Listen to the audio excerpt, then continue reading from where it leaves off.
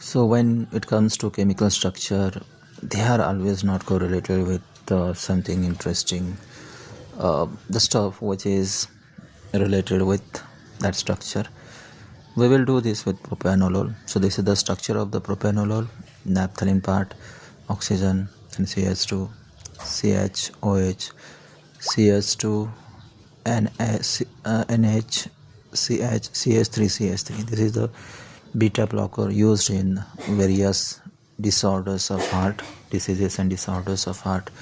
And this structure we will directly correlate with the structure of the heart.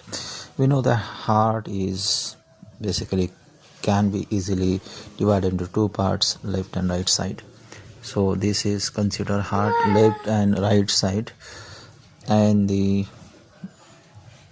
this artery, we have to consider this artery. This is pulmonary artery. So this is a pulmonary artery cross section, circular, and this pulmonary artery, this is the pulmonary artery, means oxygen here, then it moves toward lungs. So it's moving toward lungs, and it is bifurcating because two lobes are there, two lungs are there, so bifurcating.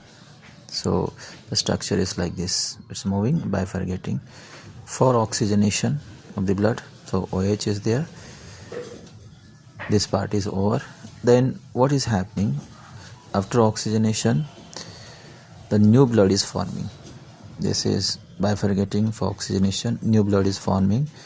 New blood means oxygenated blood. So new is for nitrogen, and again it is bifurcating into this pulmonary veins, 2. So this is 2.